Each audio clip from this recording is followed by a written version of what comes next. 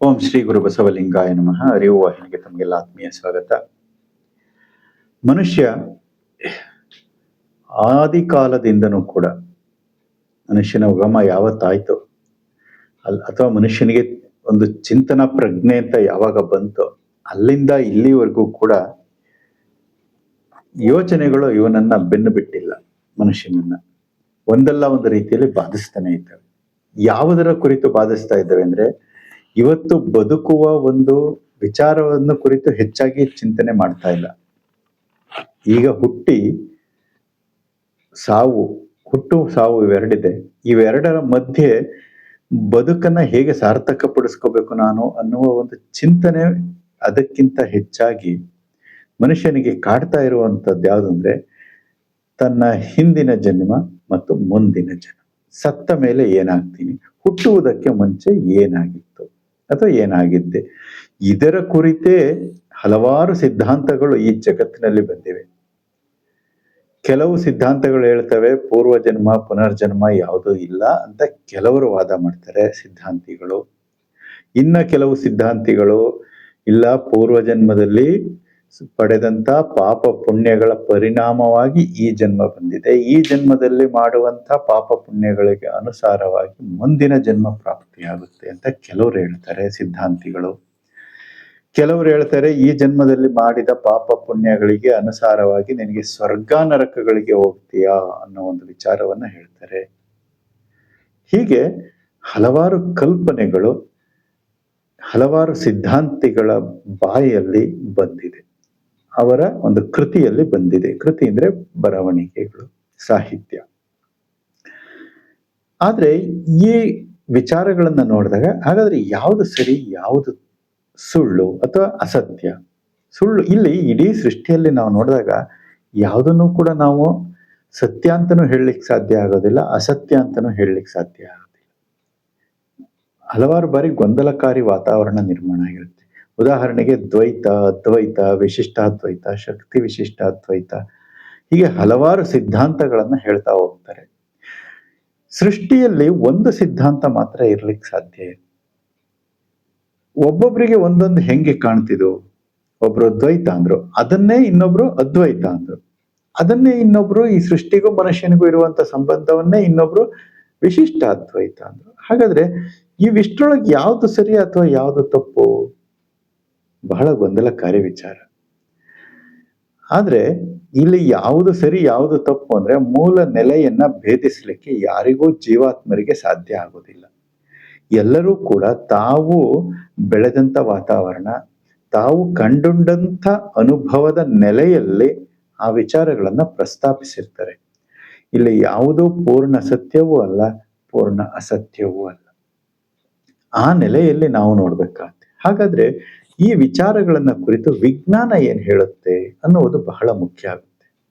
ವಿಜ್ಞಾನ ಏನ್ ಹೇಳುತ್ತೆ, ನಮ್ಮ ಶರಣರು ಏನ್ ಹೇಳ್ತಾರೆ? ಯಾಕೆಂದ್ರೆ ಶರಣರಿಗೂ ವಿಜ್ಞಾನಕ್ಕೂ ಮತ್ತೆ ಬುದ್ಧನಿಗೂ ಬಹಳ ಹತ್ತಿರದ ಸಂಬಂಧ. ಐನ್ಸ್ಟೀನ್ ಒಂದ್ ಕಡೆ ಹೇಳ್ತಾರೆ, ವಿಶ್ವವಿಖ್ಯಾತ ವಿಜ್ಞಾನಿ, ಅವರಿಗಿನ ಬಸವ ಧರ್ಮ ಪರಿಚಯ ಆಗಿಲ್ಲ. ಆ ಕಾಲಘಟ್ಟದಲ್ಲಿ ಅವರು ಹೇಳ್ತಾರೆ, ಜಗತ್ತಿನಲ್ಲಿರುವ ಏಕೈಕ ವಿಜ್ಞಾನ ಯುಕ್ತವಾದಂತ ಧರ್ಮ ಅಂದ್ರೆ ಅದು ಬೌದ್ಧ ಧರ್ಮ ಅಂತ ಹೇಳ್ತಾರೆ. ಯಾಕೆಂದ್ರೆ ಅವರಿಗೆ ನಿಜ ಅದು. ಬಸವಣ್ಣನವ್ರದ್ದು ಯಾಕೆ ಹೇಳೋದಿಲ್ಲ ಅಂದ್ರೆ, ಅವರು ಅಧ್ಯಯನ ಮಾಡಿಲ್ಲ, ಹಾಗಾಗಿ ಅವರು ಅದನ್ನು ಹೇಳಿಲ್ಲ. ಬಸವಣ್ಣನವರ ಧರ್ಮವನ್ನು ಅಧ್ಯಯನ ಮಾಡಿದ್ರೆ ಅವರು ಅದನ್ನು ಸೇರಿಸ್ಕೊಳ್ತಾ ಇದ್ರೇನೋ. ಬಸವಣ್ಣನವರ ಧರ್ಮ ಅಥವಾ ಬಸವ ಧರ್ಮ ಮತ್ತೆ ಬೌದ್ಧ ಧರ್ಮ ಮಾತ್ರ ವೈಜ್ಞಾನಿಕ ನೆಲೆಗಟ್ಟಿನಲ್ಲಿ ನಿಲ್ತವೆ ಅಂತ ಹೇಳ್ತಾ ಇದ್ರೇನು. ಅವ್ರು ಈಗ ಹೇಳಿರೋದು ಬೌದ್ಧ ಧರ್ಮ ಮಾತ್ರ ವೈಜ್ಞಾನಿಕ ನೆಲೆಯಲ್ಲಿ ನಿಲ್ಲುತ್ತೆ ಅನ್ನೋ ಒಂದು ವಿಚಾರವನ್ನ ಹೇಳಿದ್ದಾರೆ. ಹಾಗಾದ್ರೆ ಈ ಪಾಪ ಪುಣ್ಯ, ಸ್ವರ್ಗ ನರಕ, ಪುನರ್ಜನ್ಮಗಳು ಇವುಗಳನ್ನ ಕುರಿತು ವಿಜ್ಞಾನ ಮತ್ತೆ ಶರಣರು ಏನನ್ನ ಹೇಳಿದ್ದಾರೆ ಅನ್ನುವ ವಿಚಾರವನ್ನ ನಾವು ಚಿಂತನೆಯನ್ನ ಮಾಡುವ ಒಂದು ಪ್ರಯತ್ನವನ್ನ ಮಾಡೋಣ. ಯಾಕೆಂದ್ರೆ ಈ ಗೊಂದಲಕಾರಿ ವಿಚಾರಗಳಿಂದಲೇ ನಾವು ಎಷ್ಟೋ ಸಾರಿ ನಮ್ಮ ಮನಸ್ಸು ಒಂಥರ ಹೊಯ್ದಾಟದಲ್ಲಿರುತ್ತೆ. ಈ ಹೊಯ್ದಾಟಗಳನ್ನ ತಪ್ಪಿಸ್ಕೋಬೇಕು. ಇದರ ಅವಶ್ಯಕತೆಗಳಿದೆಯಾ ಅನ್ನೋದು ಮೊದಲನೇದು. ಇವೆಲ್ಲ ವಿಚಾರ ಮಾಡೋದಕ್ಕೆ ಅವಶ್ಯಕತೆ ಇದೆಯಾ ಅನ್ನೋ ಒಂದು ವಿಚಾರವೂ ಮೊದಲನೇದಾಗುತ್ತೆ. ಇವೆಲ್ಲವನ್ನ ಇಟ್ಕೊಂಡು ನಾವು ಚಿಂತನೆಯನ್ನ ಮಾಡಬೇಕಾಗತ್ತೆ. ಆ ನೆಲೆಯಲ್ಲಿ ಈಗ ನಾವು ಇದಕ್ಕೆ ಇದೆಯೋ ಇಲ್ವೋ ಪುನರ್ಜನ್ಮ ಅನ್ನೋದು ನಾವು ಯಾವುದನ್ನ ಇಟ್ಕೊಂಡು ಬರ್ಬೇಕಾಗತ್ತೆ ಅಂದ್ರೆ ವಿಜ್ಞಾನವನ್ನ ಇಟ್ಕೊಂಡು ಬರ್ಬೇಕಾಗತ್ತೆ ಮೊದಲು. ಹಾಗಾಗಿ ಈ ಸೃಷ್ಟಿ ಹೇಗಾಯ್ತು, ಸೃಷ್ಟಿ ಅಂತಂದ್ರೆ ನಾವು ಇಡೀ ಜಗತ್ತಿನ ಸೃಷ್ಟಿ ಹೇಗಾಯ್ತು ಅನ್ನುವುದು ಎಲ್ಲರ ಒಂದು ಯಾರೋ ತಾತ್ವಿಕವಾಗಿ ಎಲ್ಲ ತತ್ವಜ್ಞಾನಿಗಳು ವಿವರಿಸಿದ್ದಾರೆ. ಶರಣರು ಕೂಡ ವಿಚಾರವನ್ನ ಕುರಿತು ಹಲವಾರು ವಚನಗಳಲ್ಲಿ ವಿವರಿಸಿದ್ದಾರೆ. ಈಗ ನಾವು ಈ ಚಿಂತನೆಯಲ್ಲಿ ಪ್ರತಿ ಮನುಷ್ಯನ ಅಥವಾ ಜೀವಾತ್ಮನ ಉಗಮ ಯಾವ ರೀತಿ ಆಗುತ್ತೆ ಅಂತ ತಿಳ್ಕೊಂಡ್ರೆ ಆಗ ನಮಗೆ ಒಂದು ಸ್ವಲ್ಪ ಕ್ಲಾರಿಟಿ ಬರ್ಬೋದು ಅಂತ ಅನ್ಸುತ್ತೆ. ಹಾಗಾಗಿ ಮನುಷ್ಯನ ಸೃಷ್ಟಿ ಯಾವ ರೀತಿ ಆಗುತ್ತೆ, ಯಾಕೆ ಅಂತಂದ್ರೆ ಕೆಲವರು ಹೇಳ್ತಾರೆ ಮನುಷ್ಯ ಈ ಗರ್ಭಧರಿಸಿದ ಒಂದು ಸ್ವಲ್ಪ ತಿಂಗಳುಗಳ ನಂತರ ಹುಟ್ಟುವುದಕ್ಕೂ ಕೆಲವು ತಿಂಗಳುಗಳ ಪೂರ್ವದಲ್ಲಿ ಆತ್ಮ ಬಂದು ಸೇರ್ಕೊಳ್ಳುತ್ತೆ ಈ ದೇಹಕ್ಕೆ ಪಾಪ ಪುಣ್ಯಕ್ಕೆ ಅನುಸಾರವಾಗಿ ಅನ್ನೋ ಒಂದು ವಿಚಾರವನ್ನ ಕೆಲವರು ಸಿದ್ಧಾಂತಿಗಳು ಹೇಳ್ತಾರೆ. ಹಾಗಾದ್ರೆ ಅದು ಸತ್ಯನಾ, ಯಾವ ರೀತಿ ಅನ್ನೋದು ವಿಚಾರವನ್ನ ಅದು ಗೊತ್ತಾಗ್ಬೇಕು ಅಂದ್ರೆ ನಮಗೆ ನಮ್ಮ ಹುಟ್ಟಿನ ಇತಿಹಾಸ ಗೊತ್ತಾಗ್ಬೇಕಾಗುತ್ತೆ. ಪ್ರತಿಯೊಬ್ಬ ಮನುಷ್ಯನ ಹುಟ್ಟು ಯಾವ ರೀತಿ ಆಗುತ್ತೆ, ಮನುಷ್ಯ ಅಷ್ಟೇ ಅಲ್ಲ ಸಕಲ ಜೀವರಾಶಿಗಳು ಯಾವ ರೀತಿ ಹುಟ್ಟುತ್ತವೆ, ಇದು ಎಲ್ರಿಗೂ ಗೊತ್ತಿರೋಂಥ ವಿಚಾರವೇ. ಆದ್ರೆ ಅದರಲ್ಲಿ ಜೀವ ಯಾವಾಗ ಬಂದು ಸೇರ್ಕೊಳ್ಳುತ್ತೆ ಅನ್ನುವುದು ಬಹಳ ಗೊಂದಲಕ್ಕೀಡಾಗಿ ಏನೇನೋ ಹೇಳೋದ್ರಿಂದ ಆ ವಿಚಾರವನ್ನ ತಿಳ್ಕೊಂಡು ಬರ್ಬೇಕಾಗುತ್ತೆ. ಮೊಟ್ಟ ಮೊದಲಿಗೆ ಈ ವಿಚಾರ ಅರ್ಥ ಆಗಬೇಕು ಅಂದ್ರೆ ಮೊಟ್ಟ ಮೊದಲು ಮಗು ಬೆಳೆಯುವಣಿಗೆ ಪ್ರಾರಂಭ ಆಗೋದಕ್ಕೂ ಭ್ರೂಣ ಪ್ರಾರಂಭ ಆಗೋದಕ್ಕೂ ಪೂರ್ವದಲ್ಲಿ ಎಲ್ಲಿತ್ತು ಅಂತ ನಾವು ನೋಡ್ಬೇಕು. ಒಬ್ಬ ಹುಡುಗ ಅಥವಾ ಒಬ್ಬ ಗಂಡಸು ತಾನು ಊಟ ಮಾಡ್ತಾನೆ, ಅನ್ನವನ್ನ ತಿಂತಾನೆ ಅಥವಾ ಯಾವುದೋ ಒಂದು ಧಾನ್ಯ ಆಹಾರ ಪದಾರ್ಥಗಳನ್ನು ತಿಂತಾನೆ. ಈ ಆಹಾರದಲ್ಲಿ ಜೀವಸತ್ವಗಳು ಇರುತ್ತವೆ. ಹಾಗೆ ಮಹಿಳೆಯು ಕೂಡ ತಿಂತಾಳೆ, ಆಹಾರದಲ್ಲಿ ಜೀವಸತ್ವಗಳು ಇರುತ್ತೆ. ಈ ಜೀವಸತ್ವಗಳು ಮನುಷ್ಯನ ಆಹಾರದಲ್ಲಿ ಆಹಾರ ಜೀರ್ಣವಾಗಿ ಅದರಲ್ಲಿ ಪರಿಶುದ್ಧವಾದಂಥ ಪ್ರೋಟೀನ್ ಅಂಶಗಳೇನಿರುತ್ತೆ ಅದು ಸುಮಾರು 45ರಿಂದ 50 ದಿನಗಳ ಅವಧಿಯಲ್ಲಿ ಪುರುಷನಲ್ಲಿ ವೀರ್ಯಾಣು ಆಗಿ ಪರಿವರ್ತನೆ ಹೊಂದುತ್ತೆ ಶುದ್ಧ ರೂಪದಲ್ಲಿ. ಹಾಗೆ ಮಹಿಳೆಯಲ್ಲಿ ಅದು ಅಂಡಾಣು ಆಗ್ತಾ ಇದೆ. ಈ ವೀರ್ಯಾಣು ಇರ್ಬೋದು, ಆ ಅಂಡಾಣು ಇರ್ಬೋದು, ಏಕಕೋಶ ಅಂದ್ರೆ ಸಿಂಗಲ್ ಸೆಲ್ಸ್ ಅವರಲ್ಲಿ ಇರೋದು. ಅದರಲ್ಲಿ ಜೀವ ಇದೆ. ಯಾಕೆಂದ್ರೆ ಇದು ಎಲ್ಲಿಂದ ಬಂತು ಅಂದ್ರೆ ಅವರು ಸೇವಿಸಿದ ಆಹಾರವೇ ಅತ್ಯಂತ ಆ ಜೀವ ಚೈತನ್ಯವೇ ಇಲ್ಲಿ ವೀರ್ಯಾಣು ಆಯ್ತು, ಅಲ್ಲಿ ಅಂಡಾಣು ಆಯ್ತು. ಇವೆರಡೂ ಕೂಡಿದಾಗ ಏನಾಯ್ತು, ಅವರ ಬೆಳವಣಿಗೆ ಪ್ರಾರಂಭ ಆಯ್ತು. ಜೀವ ಇದರಲ್ಲೂ ಇದೆ, ಜೀವ ಅದರಲ್ಲೂ ಇದೆ. ಎರಡೂ ಕೂಡಿದಾಗ ಬೆಳವಣಿಗೆ ಪ್ರಾರಂಭ ಆಯ್ತು. ಕೂಡದಿದ್ರೆ ಬೆಳವಣಿಗೆ ಇರೋದಿಲ್ಲ. ಹಾಗಾಗಿ ಎರಡು ಕೂಡಿದ ಮೇಲೆ ಬೆಳವಣಿಗೆ ಪ್ರಾರಂಭ ಆಯ್ತು. ಅಂದ್ರೆ ಬೆಳವಣಿಗೆ ಪ್ರಾರಂಭ ಆಯ್ತು ಅಂದ್ರೆ ಆ ಜೀವ ಅಲ್ಲೇ ಇದೆ. ಎಲ್ಲಿದೆ? ಇಲ್ಲಿಂದ ಪುರುಷನಿಂದ ಮಹಿಳೆಯಿಂದ ಬಂದಂತದ್ದು ಅಲ್ಲಿ ಎರಡು ಸೇರಿದಾಗ ಅಲ್ಲಿ ಜೀವ ಮೊದಲೇ ಇದೆ. ಹಾಗಿರ್ಬೇಕಾದ್ರೆ ಅದು ಈ ಆಗ್ತಾ ಇರೋದೇನು ಅಂದ್ರೆ ಅದ್ರ ಬೆಳವಣಿಗೆ. ಆ ಸೆಲ್ ಎರಡು ಸೇರ್ಕೊಳ್ತು, ಆಮೇಲೆ ಸೆಲ್ ಡಿವಿಷನ್ ಅಂತ ನಡೆಯುತ್ತೆ. ಇದು ಎಲ್ಲರಿಗೂ ಗೊತ್ತಿರೋಂಥ ವಿಚಾರಗಳೇ. ಆ ಸೆಲ್ ಡಿವಿಷನ್ ಮಲ್ಟಿಪ್ಲಿಕೇಶನ್ ಆಗ್ತಾ ಹೋಗುತ್ತೆ. ಮಲ್ಟಿಪ್ಲಿಕೇಶನ್ ಎಷ್ಟು ಕಾಂಪ್ಲೆಕ್ಸ್ ಡಿವಿಷನ್ ಆಗುತ್ತೆ ಅಂದ್ರೆ ಹಾಗೆ ಬೆಳ್ಕೊಂಡು ಹೋಗುತ್ತೆ. ಒಂದು ಹಂತದಲ್ಲಿ ಮೊದಲು ಬ್ರೈನ್ ಫಾರ್ಮೇಶನ್ ಆಗುತ್ತೆ, ಆಮೇಲೆ ಹೀಗೆ ದೇಹದ ವಿವಿಧ ಅಂಗಾಂಗಗಳು ಬೆಳವಣಿಗೆ ಆಗ್ತಾ ಹೋಗ್ತವೆ. ಎಲ್ಲ ಸೆನ್ಸ್ ಆರ್ಗನ್ಸ್ ಬರುತ್ತೆ, ಹೃದಯ ಬೆಳವಣಿಗೆ ಆಗುತ್ತೆ, ಪ್ರತಿಯೊಂದು ಕೂಡ ಬೆಳವಣಿಗೆ ಆಗುತ್ತೆ. ಒಂದು ಹಂತದಲ್ಲಿ ಅಂದ್ರೆ ಯಾವ ಹಂತ ಅಂತ ಹೇಳ್ತಾರೆ ಅಂದ್ರೆ ಸಾಮಾನ್ಯವಾಗಿ 7ನೇ ತಿಂಗಳು ಅಂತ ಹೇಳ್ತಾರೆ. ಆ ಹಂತದಲ್ಲಿ ಅಷ್ಟೊತ್ತಿಗೆ ಮಗು ಸಂಪೂರ್ಣವಾಗಿ ಬೆಳವಣಿಗೆಯನ್ನು ಹೊಂದಿರುತ್ತೆ. ಬೆಳವಣಿಗೆ ಅಂದ್ರೆ ಅದು ಎಲ್ಲ ಒಂದು ಸೆನ್ಸ್ ಮಾಡುವಂಥದ್ದು, ಅದರ ಬಾಡಿ ಏನು ಅಂಗಾಂಗಗಳಿರ್ತವೆ ಅವು ಸೆನ್ಸ್ ಮಾಡುವಷ್ಟು ಒಂದು ಪ್ರಬುದ್ಧಮಾನವಾಗಿ ಬಂದಿರ್ತವೆ. ಹಾಗಾಗಿ ಅದಕ್ಕೆ ಆಗ ಕೆಲವೊಂದು ವಿಚಾರಗಳು ಗೊತ್ತಾಗುತ್ತೆ. ಹೊರಗಡೆ ನಡೆಯೋದು, ಸೆನ್ಸಸ್, ಟೆಂಪರೇಚರು, ಅದು ಇದು ಇವೆಲ್ಲ ಸೆನ್ಸ್ ಮಾಡುವಂತ ಒಂದು ಶಕ್ತಿ ಅಷ್ಟರ ಮಟ್ಟಿಗೆ ಅದು ಬೆಳವಣಿಗೆ ಹೊಂದಿರುತ್ತೆ 7ನೇ ತಿಂಗಳೊತ್ತಿಗೆ ಅನ್ನೋ ಒಂದು ವಿಚಾರವನ್ನ ವಿಜ್ಞಾನ ಕೂಡ ಹೇಳುತ್ತೆ. ಹಾಗಾಗಿ ಆ ಸಮಯದಲ್ಲಿ ಏನ್ ಮಾಡ್ತಾರೆ ಅಂದ್ರೆ ಕೆಲವರು ಈಗ ಲಿಂಗಾಯತರಲ್ಲಿ ಗರ್ಭಲಿಂಗ ಧಾರಣೆ ಅಂತ ಮಾಡ್ತಾರೆ. ಅಂದ್ರೆ ಮಗುವಿಗೆ ಅಲ್ಲಿನಿಂದ ಅದರ ಒಂದು ಸಂಸ್ಕಾರ ಬರಬೇಕು ಅನ್ನೋ ಒಂದು ವಿಚಾರ, ಅದಕ್ಕೆ ಸೆನ್ಸ್ ಬರ್ತಾ ಇದೆ ಅದಕ್ಕೆ ಗ್ರಹಣ ಶಕ್ತಿ ಬಂದಿದೆ ಅನ್ನುವ ಒಂದು ದೃಷ್ಟಿಕೋನದಿಂದ ಆಗ ಅದನ್ನು ಮಾಡ್ತಾರೆ. ಆದ್ರೆ ಇಲ್ಲಿ ತಪ್ಪು ಗ್ರಹಿಕೆ ಏನಿದೆ ಅಂದ್ರೆ, ಮಗುವಿಗೆ ಆತ್ಮ ಅವಾಗ ಬಂದು ಸೇರ್ಕೊಳ್ತಾ ಇದೆ, ಹಾಗಾಗಿ ಅವಾಗ ಗರ್ಭಲಿಂಗ ಧಾರಣೆ ಮಾಡ್ಬೇಕು ಅಂತ ಕೆಲವರು ಹೇಳ್ತಾರೆ. ಎಲ್ರೂ ಅಲ್ಲ, ಕೆಲವರು ಹೇಳೋದನ್ನ ನಾನು ಕೇಳಿದ್ದೇನೆ. ಆದ್ರೆ ಅದು ವಾಸ್ತವದಲ್ಲಿ ಸತ್ಯ ಅಲ್ಲ. ಯಾಕೆಂದ್ರೆ ಅದಕ್ಕೆ ಜೀವ ಯಾವಾಗ ಬಂತು ಅಂದ್ರೆ, ಪುರುಷನಲ್ಲಿ ವೀರ್ಯಾಣುವಾಗಿದ್ದಾಗಲೇ, ಮಹಿಳೆಯಲ್ಲಿ ಅಂಡಾಣುವಾಗಿದ್ದಾಗಲೇ ಅದರಲ್ಲಿ ಜೀವ ಇದೆ. ಅದೇ ಬೆಳವಣಿಗೆ ಹೊಂದುತ್ತಾ ಹೊಂದುತ್ತಾ ವಿಕಾಸವಾಗ್ತಾ ಆಗ್ತಾ ಆಗ್ತಾ ಬಂದು ಈಗ ಪೂರ್ಣ ರೂಪದ ವಿಕಾಸವನ್ನ ಪಡ್ಕೊಂಡಿದೆ. ಹಾಗಾಗಿ ಅದಕ್ಕೆ ಆತ್ಮ ಯಾವಾಗಲೂ ಕೂಡ ಹೊರಗಿನಿಂದ ಪ್ರವೇಶ ಆಗೋದಿಲ್ಲ ಅನ್ನುವುದನ್ನ ನಾವು ಸ್ಪಷ್ಟವಾಗಿ ತಿಳ್ಕೊಂಡಿರ್ಬೇಕು. ಮತ್ತೆ ಆಗ ಏನ್ ಹೇಳ್ತಾರೆ ಅಂದ್ರೆ, ಕೆಲವರು ಸಿದ್ಧಾಂತಿಗಳು ಹೇಳ್ಬೇಕಾದ್ರೆ, ಅದಕ್ಕೆ ಎಲ್ಲೋ ಆತ್ಮಲೋಕದಲ್ಲಿ ಹಿಂದಿನ ಜನ್ಮದಲ್ಲಿ ಮರಣ ಹೊಂದಿದಂತ ಆತ್ಮ ಅದು ದೇಹದಿಂದ ಬಿಡುಗಡೆ ಹೊಂದಿದ್ಮೇಲೆ ಆತ್ಮಗಳ ಲೋಕದಲ್ಲಿ ವಿಹರಿಸ್ತಾ ಇರುತ್ತೆ. ಅದಕ್ಕೆ ಒಂದು ಸೂಕ್ತವಾದಂತ ಭ್ರೂಣ ಸಿಗೋ ತನಕ ಕಾಯ್ತಾ ಇರುತ್ತೆ. ಸೂಕ್ತ ಭ್ರೂಣ ಸಿಕ್ಕಾಗ ಆಗ ಅದು ಬಂದು ಹೊರಗೆ ಬಂದು ಸೇರ್ಕೊಬಿಡುತ್ತೆ ಆ ಭ್ರೂಣದೊಳಗೆ ಅಂತ. ಇದು ಶುದ್ಧ ಅವೈಜ್ಞಾನಿಕ. ಅದು ಅಲ್ಲಿಂದನೂ ಹೊರಗಿನಿಂದ ಬಂದು ಸೇರೋದಕ್ಕೆ ಅವಕಾಶವೇ ಇಲ್ಲ.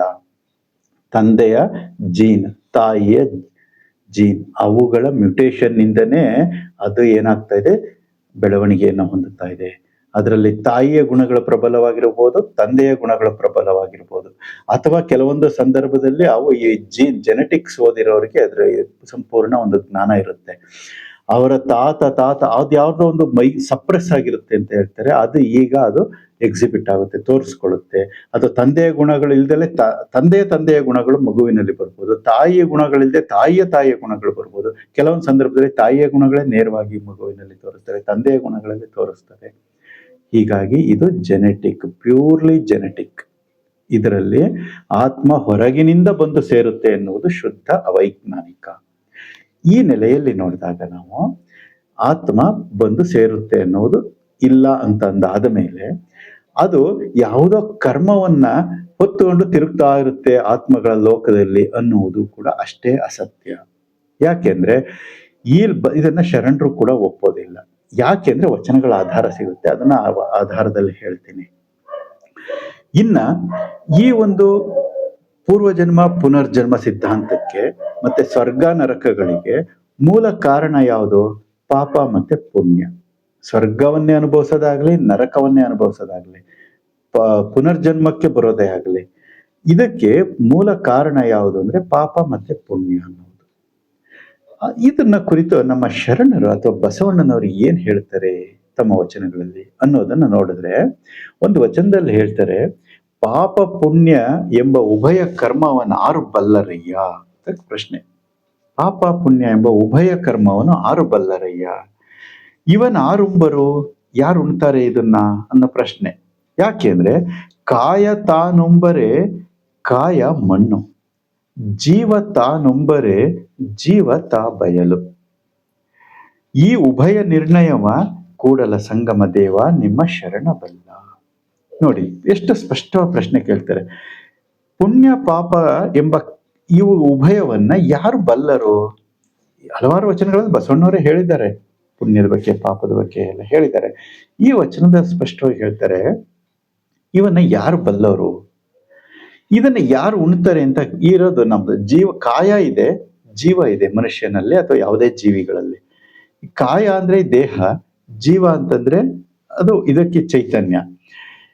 ಈ ಕಾಯ ಮಾಡಿದ ಪಾಪ ಪುಣ್ಯವನ್ನ ಉಣ್ಣುತ್ತೆ ಅನ್ನೋದಾದರೆ, ಅದು ಮಣ್ಣು ಸತ್ತ ಮೇಲೆ, ಮಣ್ಣು ಮಾಡಿದ ಮೇಲೆ ಅಥವಾ ಬೆಂಕಿಗೆ ಹಾಕಿ ಸುಟ್ಟ ಮೇಲೆ ಅದು ಹೊರಟೋಯ್ತು.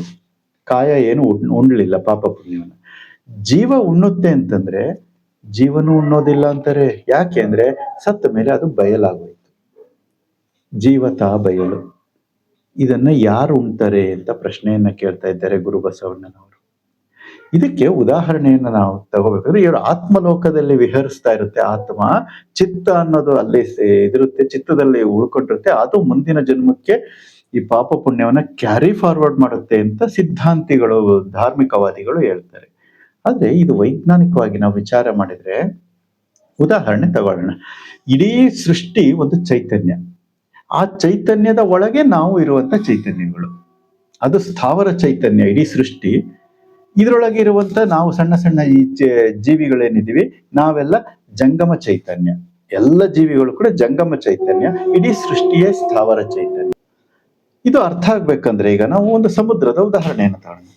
ಒಂದು ಸಮುದ್ರಕ್ಕೆ ಹೋಗಿ ನಾನು ಒಂದು ಬೊಗಸೆ ನೀರನ್ನ ತಗೊಳ್ತೀನಿ, ಅಥವಾ ಒಂದು ಲೋಟ ನೀರನ್ನ ನಾನು ತಗೊಳ್ತಾ ಇದ್ದೀನಿ.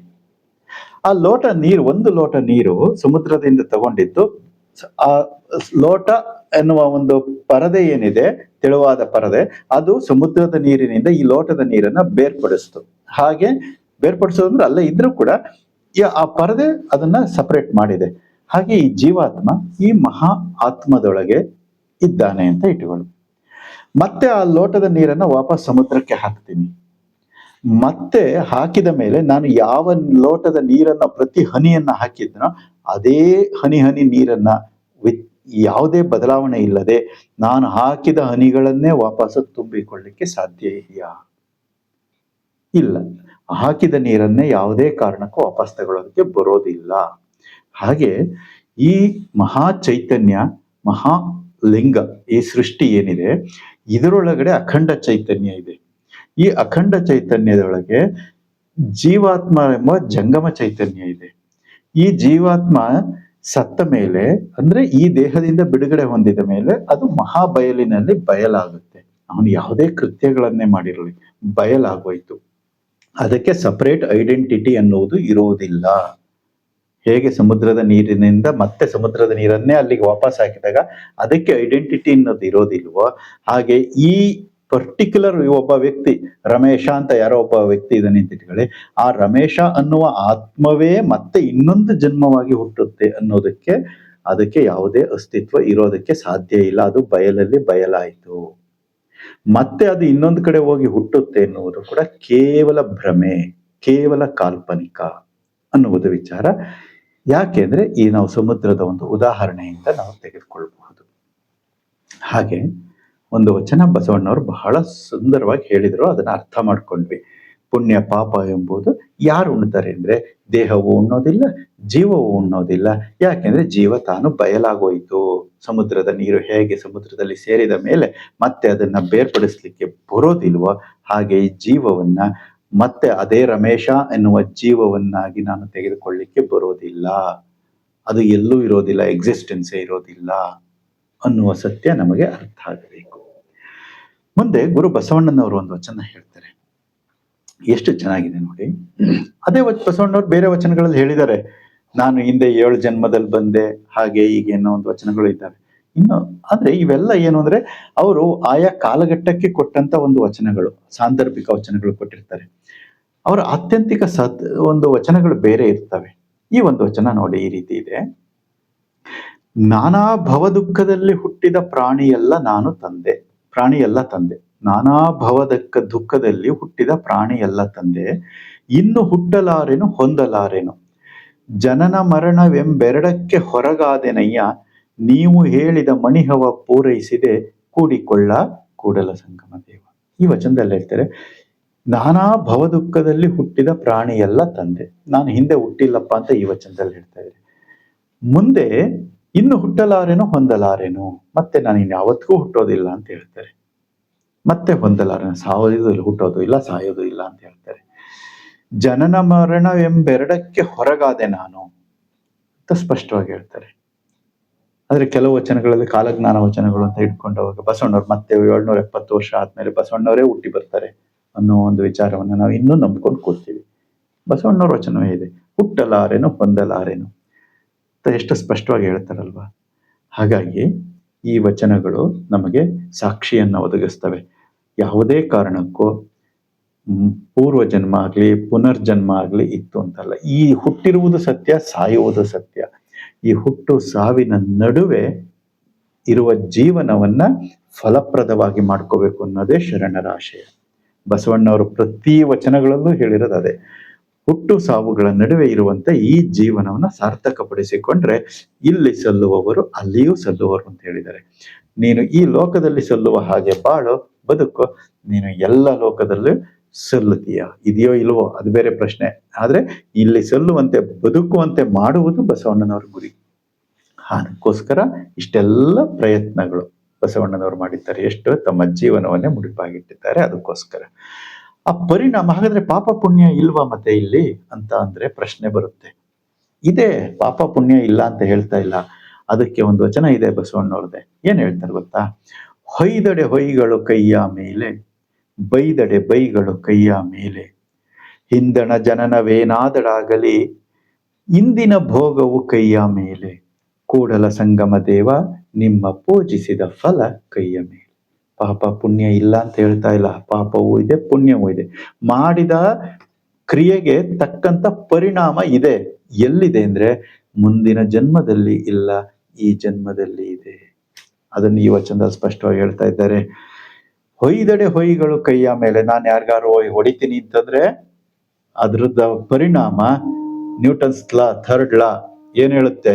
ಬಾಲನ್ನ ನಾವು ಚೆಂಡನ್ನ ಗೋಡೆಗೆ ಎಸೆದ್ರೆ ಅದು ಅಷ್ಟೇ ವೇಗದಲ್ಲಿ ಮತ್ತೆ ವಾಪಸ್ ನನಗೆ ಹೊಡೆಯುತ್ತೆ ಅಥವಾ ರಿಟರ್ನ್ ಬರುತ್ತಲ್ಲ, ಹಾಗೆ ಮಾಡಿದ ಕೃತ್ಯಕ್ಕೆ ಪರಿಣಾಮ ಇರುತ್ತೆ. ಹೊಯ್ದಡೆ ಹೊಯ್ಗಳು ಕೈಯ ಮೇಲೆ, ಬೈದಡೆ ಬೈಗಳು ಕೈಯ ಮೇಲೆ. ನೀನು ಬೈದ್ರೆ ಯಾರಿಗಾರ ಒಬ್ಬನಿಗೆ ಅವನಿಂದ ತಿರುಗಿ ಅದೇ ಬೈಗಳು, ನೀನ್ ರೆಸ್ಪೆಕ್ಟ್ ಕೊಟ್ರೆ ಅವನ ಕಡೆಯಿಂದನೂ ಅದೇ ಗೌರವ ವಾಪಸ್ ಬರುತ್ತೆ. ನಾವು ವಿನಯವಂತಿಕೆಯಿಂದ ನಡ್ಕೊಂಡ್ರೆ ಎದುರುಗಡೆ ವ್ಯಕ್ತಿಯಿಂದ ಅದೇ ವಿನಯವಂತಿಕೆ. ನಾವು ಭೃತ್ಯಾಚಾರಿಯಾಗಿದ್ರೆ ಅವನು ಭೃತ್ಯಾಚಾರಿಯಾಗಿ ಬಿಹೇವ್ ಮಾಡ್ತಾನೆ. ಈ ರೀತಿಯಾಗಿ ಕ್ರಿಯೆಗಳಿಗೆ, ನಮ್ಮ ಮಾಡುವ ಕ್ರಿಯೆಗಳಿಗೆ ತಕ್ಕ ಪ್ರತಿಫಲ ಇಲ್ಲೇ ಇರುತ್ತೆ, ಇದೇ ಜನ್ಮದಲ್ಲಿ, ಬೇರೆ ಜನ್ಮದಲ್ಲಿ ಅಲ್ಲ. ಅದನ್ನೇ ಹೇಳ್ತಾರೆ ಮುಂದೆ, ಹಿಂದಣ ಜನನವೇನಾದಡಾಗಲಿ ಅದ್ರ ಬಗ್ಗೆ ತಲೆ ಕೆಡಿಸ್ಕೋಬೇಡಿ. ಹಿಂದೆ ಇತ್ತು ಇಲ್ಲ, ಮುಂದೆ ಇದೆ ಇಲ್ಲ, ಈ ಹುಟ್ಟಿರೋದು ಸತ್ಯ, ಸಾಯೋದು ಸತ್ಯ, ಹುಟ್ಟು ಸಾವುಗಳ ನಡುವೆ. ಮುಂದೆ ಹೇಳ್ತಾರೆ, ಇಂದಿನ ಭೋಗವು ಕೈಯ ಮೇಲೆ, ಈಗ ಇದೆಯಲ್ಲ ಈ ಸಂದರ್ಭ, ಇದನ್ನ ಸದುಪಯೋಗ ಪಡಿಸ್ಕೊಳ್ಳಿ, ಇದು ಕೈಯ ಮೇಲೆ ಇದೆ. ಇದು ಈಗ ಅಟ್ ಪ್ರೆಸೆಂಟ್ ನಿಮ್ ಕೈಲಿದೆ, ಇದನ್ನ ಸಾರ್ಥಕ ಪಡಿಸ್ಕೊಳ್ಳೋದಕ್ಕೆ ಅವಕಾಶ ಇದೆ. ಇಲ್ದೇ ಇರೋ ಹಿಂದಿನ ಜನ್ಮ, ಮುಂದಿನ ಜನ್ಮ, ಸ್ವರ್ಗ, ನರಕ, ಪಾತಾಳ, 14 ಲೋಕ, ಇವ್ ಕಲ್ಪನೆ ಮಾಡ್ಕೊಂಡು ಏನ್ ಮಾಡ್ಕೊಳ್ತೀರಾ? ದ್ವೈತ ಸಿದ್ಧಾಂತ, ಅದ್ವೈತ ಸಿದ್ಧಾಂತ, ವಿಶಿಷ್ಟಾದ್ವೈತ ಸಿದ್ಧಾಂತ, ಯಾವ ಸಿದ್ಧಾಂತಗಳಿಗೂ ತಲೆ ಕೆಡಿಸ್ಕೋಬೇಡಿ. ಈ ಸಿದ್ಧಾಂತಗಳನ್ನೆಲ್ಲ ಮರೆತು ಈಗ ಬದುಕನ್ನ ಸಾರ್ಥಕ ಪಡಿಸ್ಕೊಳ್ಳಿ ಸಾಕು. ಯಾವ ರೀತಿ ಸಾರ್ಥಕ ಪಡಿಸ್ಕೋಬೇಕು? ಇದುವರೆಗೂ ಹೇಳ್ಕೊಂಡು ಬಂದ್ವಲ್ಲ ವಚನ, ಭಕ್ತನ ಜ್ಞಾನಿ ಸ್ಥಳದಲ್ಲಿ, ಅಲ್ಲಿ ಅಷ್ಟು ವಚನಗಳು ನಾವು ಸಾಧಿಸ್ಬಿಟ್ರೆ ಅದು ಸಾರ್ಥಕವಾಗುತ್ತೆ. ಅದಕ್ಕೆ ಹೇಳ್ತಾರೆ, ಕೂಡಲ ಸಂಗಮ ದೇವ ನಿಮ್ಮ ಪೂಜಿಸಿದ ಫಲ ಕೈಯ ಮೇಲೆ. ನಾವು ಯಾವ ರೀತಿ ಬಿಹೇವ್ ಮಾಡ್ತೀವಿ ಅದು ವಾಪಸ್ ಬರುತ್ತೆ ನಮಗೆ. ಹಾಗಾಗಿ ಈ ರೀತಿಯಾಗಿ ಜೀವನವನ್ನ ಸಾರ್ಥಕಪಡಿಸಿಕೊಳ್ಳಿ ಅಂತ ಗುರು ಬಸವಣ್ಣನವರು ನಮಗೆ ಸ್ಪಷ್ಟವಾದ ಸಂದೇಶಗಳನ್ನ ಕೊಡ್ತಾ ಇದ್ದಾರೆ. ಈ ನೆಲೆಯಲ್ಲಿ ನೋಡಿದಾಗ ನಮಗೆ ಏನ್ ಅರ್ಥ ಆಗುತ್ತೆ ಅಂದ್ರೆ, ವಿಜ್ಞಾನದ ಪ್ರಕಾರ ಪೂರ್ವಜನ್ಮ, ಪುನರ್ಜನ್ಮ, ಸ್ವರ್ಗ, ನರಕ ಇಲ್ಲ ಅನ್ನುವುದು, ಮತ್ತೆ 6ನೇ ತಿಂಗಳಿಗೋ 7ನೇ ತಿಂಗಳಿಗೋ ಆತ್ಮ ಗರ್ಭ ಪ್ರವೇಶ ಮಾಡುತ್ತೆ ಅನ್ನುವುದೆಲ್ಲ ಭ್ರಮೆ ಅನ್ನುವುದು ನಮಗೆ ತಿಳಿಯುತ್ತೆ. ಹಾಗೆ ಶರಣರು ಕೂಡ, ಈ ಬಸವಣ್ಣನವರು ಕೂಡ ಈ ವಚನಗಳ ಆಧಾರದ ಮೇಲೆ ನಾವು ಪೂರ್ವಜನ್ಮ, ಪುನರ್ಜನ್ಮ ಇದರ ಬಗ್ಗೆ ತಲೆ ಕೆಡಿಸ್ಕೊಬೇಡ್ರಪ್ಪ, ಈಗಿರೋ ಜನ್ಮವನ್ನ ಸಾರ್ಥಕ ಮಾಡ್ಕೊಳ್ಳಿ ಅಂತ ಹೇಳಿರುವುದು ನಮಗೆ ಅತ್ಯಂತ ಸ್ಪಷ್ಟವಾಗ್ತಾ ಇದೆ. ವೀಕ್ಷಿಸಿದ್ದಕ್ಕೆ ಧನ್ಯವಾದಗಳು. ಶರಣು ಶರಣಾರ್ಥಿ.